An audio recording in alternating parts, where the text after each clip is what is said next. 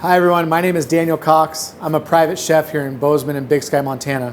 And I'm super excited to be here today, partnering with DeBrucker's Charlet beef to bring you a series of tutorials on how to cook this delicious Charlet beef. Today, we'll be cooking the perfect smash burger using garlic aioli, tart cherry, and bacon jam. I'm gonna teach you how to make these recipes at your home, and I'm super excited to be here. Stay with us. The first thing we're gonna be preparing today is a tart cherry and bacon jam. We wanna start with 1 pound of sliced bacon, and we're gonna render that down until it's perfectly crispy. Doesn't that smell good? So while that bacon is rendering on the stovetop, we're gonna put together a garlic aioli. Making mayonnaise or aioli at home is so easy. All it is an emulsion of egg yolk, oil, and some kind of acid, whether it be vinegar or lemon juice. In this situation, we're gonna use egg yolks. We're going to use garlic, whole cloves of garlic. We're going to use the juice of 1 lemon. Fresh lemon over the jars of lemon, ideally. It's going to give you more acid and a lot more flavor.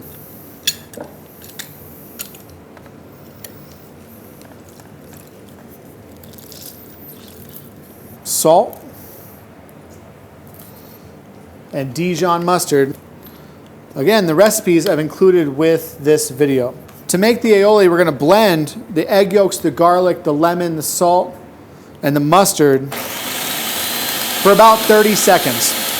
We want the egg yolk, the garlic, the lemon to really break down before we start to slowly emulsify the oil. In this recipe is 1 cup of oil. I like to use a blend of avocado and olive oil. If you use full olive oil, it's going to be a little bit bitter. Some people like it. I prefer a blend of a base neutral oil, like canola, vegetable, in this case avocado, mixed with olive oil. So once that's broken down, we're going to slowly start emulsifying the oil. And that's all a mayonnaise is, you guys. Egg yolk, some kind of acid, whether it be vinegar or lemon, and olive oil.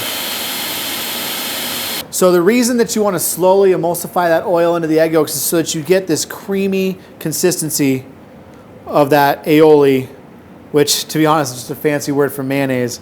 But we got lemon juice, garlic, Dijon mustard in there. It's going to complement the burger so well. And why buy it from the store when you can make it from scratch? I mean, look how creamy that is. And the only way you get that is to slowly emulsify that oil. That's the technique. If you walk away from anything today, is the technique of slowly emulsifying the oil into the egg yolk to create that kind of creamy consistency. Look how beautiful that is. And it's gonna go perfect on a burger. And sometimes an egg yolk is bigger or smaller. You might need to add another egg yolk if you have small eggs, or if you have those jumbo big eggs, you might need to tone it down to 1 egg yolk. But hit it with a splash of water if it needs to be loosened up a little bit. Play with it, but you want it to be loose enough to go on that burger. So we wanna slowly bring this bacon down to where each piece is crispy, the fat has rendered, you can see all the fat in the pan there. We're gonna discard most of this fat because in this application, we don't want it to be greasy. We're gonna take this bacon, we're gonna strain it on some paper towels. We're gonna reserve just a little bit of the bacon fat to saute the onions and the garlic. So right now what I'm gonna do is take this bacon and get it out onto some paper towels. Reserving 2-3 tablespoons of that bacon fat for some chopped onion. And this is where the flavor really starts to build.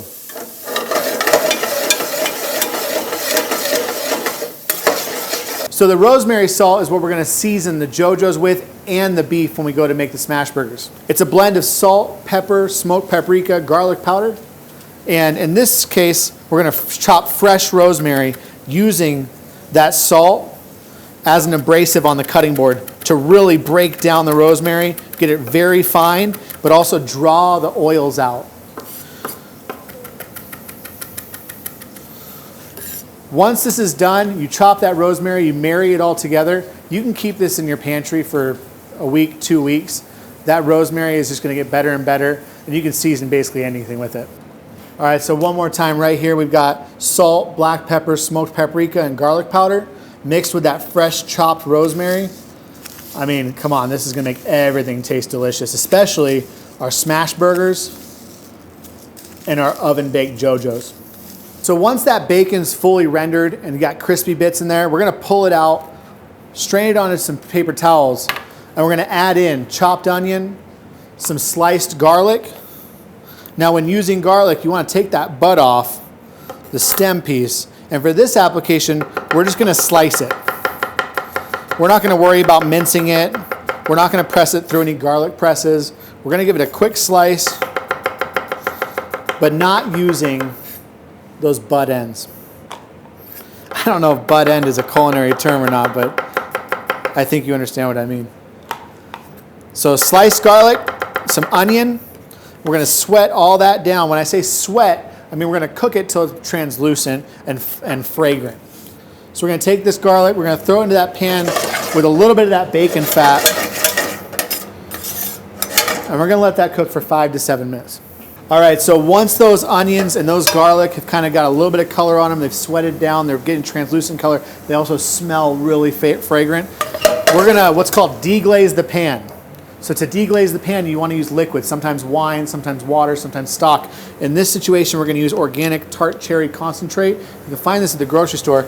And what we're gonna do is pour that in so that it gets all those little brown bacon bits that are stuck to the bottom of the pan and scrapes them up.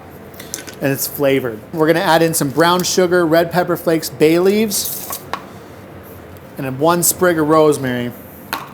And we're gonna go in with unsweetened tart cherries. I found these in the bulk section of my grocery store, but you can also use other fruits. You could use figs, you could use cranberries. In this situation, tart cherries and bacon go really well together. We're gonna add that in. And now, what we're gonna do over low heat, I'd say low, medium heat, we're gonna cover that, and we're gonna let that go for 1 to 2 hours. So the next thing I wanna show you guys how to make is oven roasted JoJo potatoes. So kind of a steak fry, it's a wedge potato. Depending on the size, we're gonna cut this into 4 to 6 pieces. So this size potato, I'm gonna cut into 6 pieces. We're gonna just break this down into wedges. This is just a technique that I think every home cook should know. And it's the blanching or boiling of the potato just till it's 80% of the way done. And then we're gonna take it into a really hot oven to brown them up. But basically what we're gonna do is take these potatoes, cut them into 4 to 6 pieces depending on the size. These are medium size Yukon Gold potatoes. If you have a larger potato, use your best judgment. You might wanna cut it into 8 pieces. But for a medium sized Yukon Gold potato, 4 to 6 pieces is gonna work just fine. So once you have your potatoes cut into wedges, basically what we're gonna do is we're gonna put them into cold water. The reason why we do this is to get some of that outside starch off, but it's also gonna cook the potato a little bit more evenly than just dropping them into hot water. And if you drop them into hot water, what's gonna happen is the outside potato is gonna cook before the core gets cooked. You're gonna end up with a mushy fry or a mushy JoJo. We're gonna take these, get them into cold water, and get them on the stovetop. Make sure to season that water with 1 or 2 tablespoons of salt. The more you can season as you go, the better your fry is gonna be. So right here, we got the tart cherry bacon jam. Take that lid off. You're just hit with the smells of the bay leaf, the rosemary, the cherries, but check this out. So right around here, when it's about halfway, that liquid is reduced, we're gonna take this bacon that we strained, we crisped up earlier, we're gonna take this bacon, we're gonna put it back in. We want those flavors to really marry together, to really meld together, and have time to come together as one cohesive sauce. There's still a lot of liquid left in the bottom of this pan.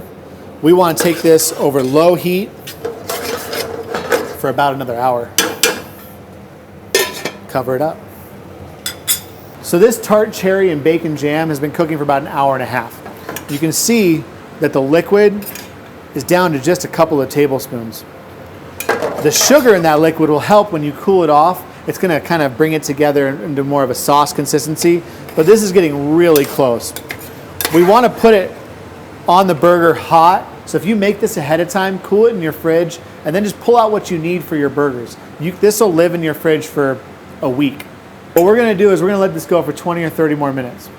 We want that liquid to be almost completely reduced so that it feels like a jam. It has a little bit of a sticky texture to it, and it's going to go perfect on that smash burger. Look how good that looks. This is almost done. We're gonna put that lid on for about 20 more minutes. Let it do its thing.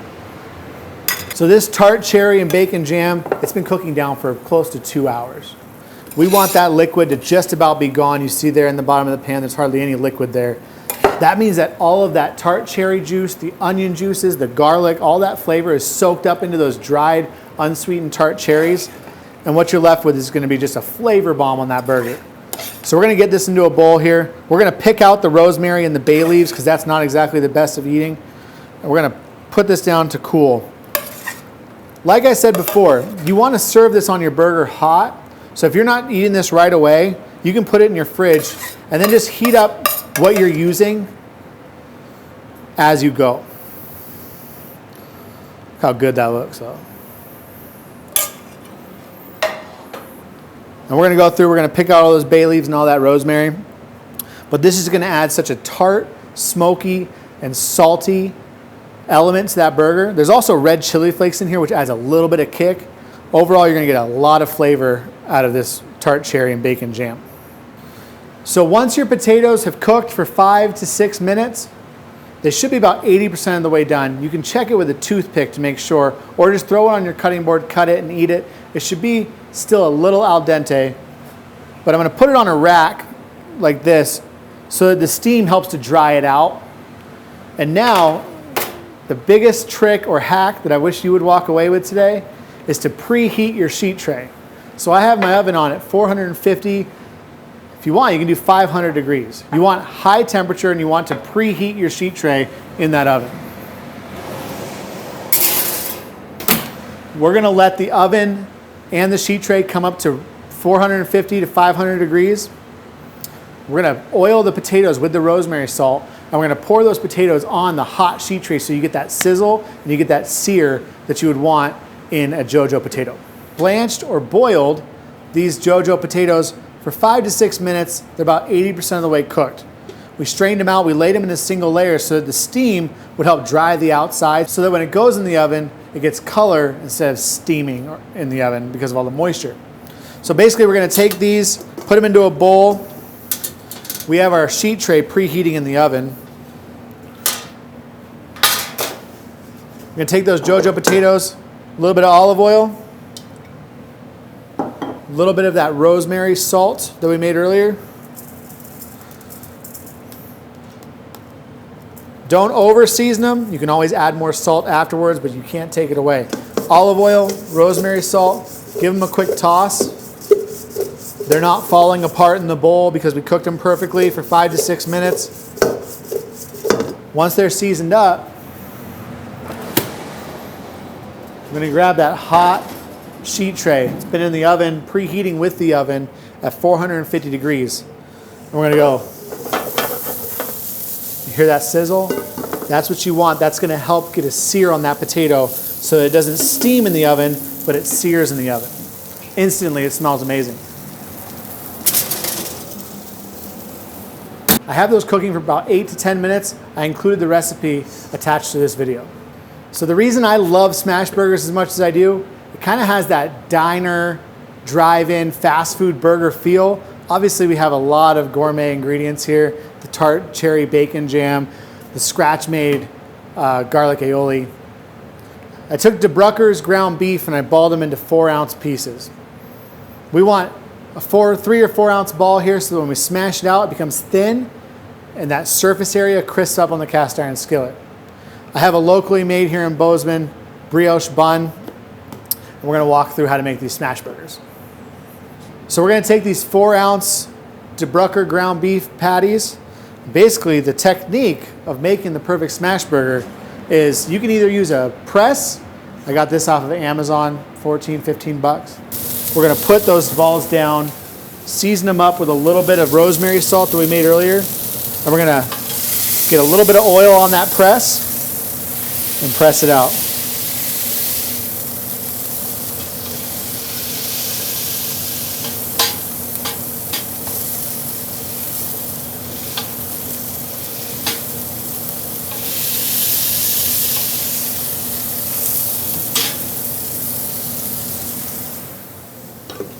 And then those are going to crisp up perfectly on this hot cast iron skillet. If you don't have a press, you can use a spatula like this and just press it out in the cast iron skillet or in the pan that you're using. Both work just fine. That rosemary salt though immediately hits you. That fresh rosemary, if you can avoid it, don't use dried rosemary, but that fresh rosemary immediately hits you.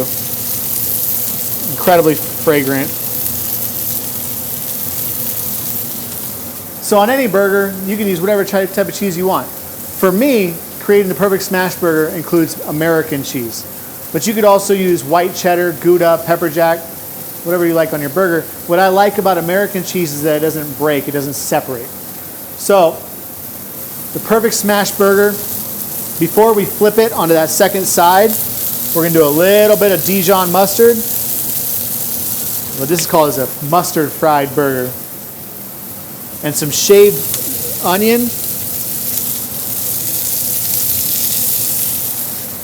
And we're gonna give those a flip.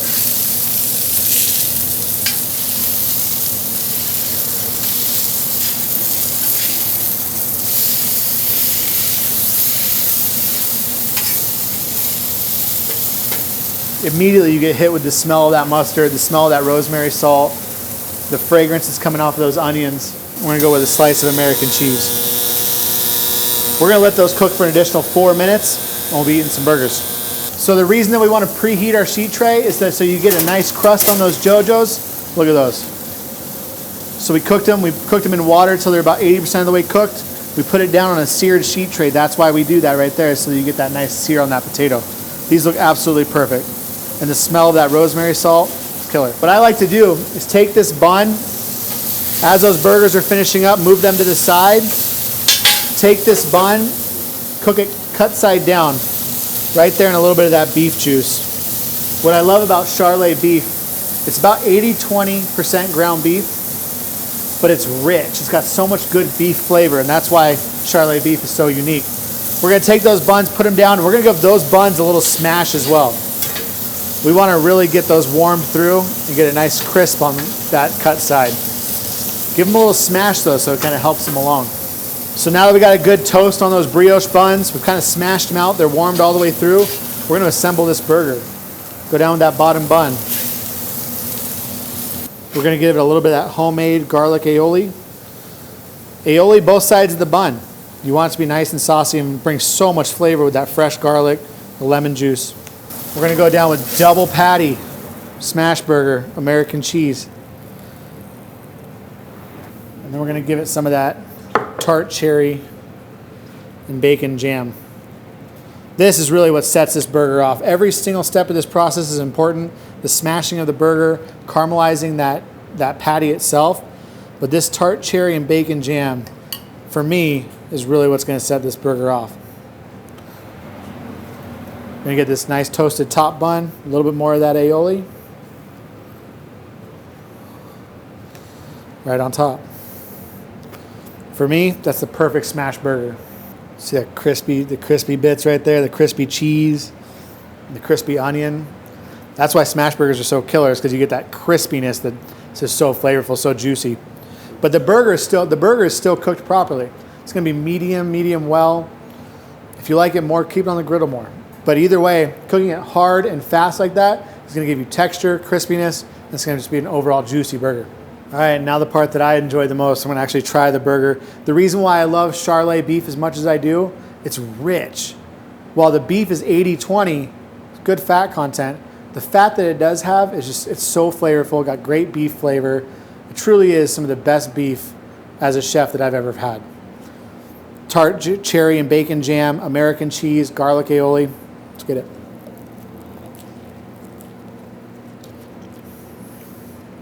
For me, it's as good as it gets.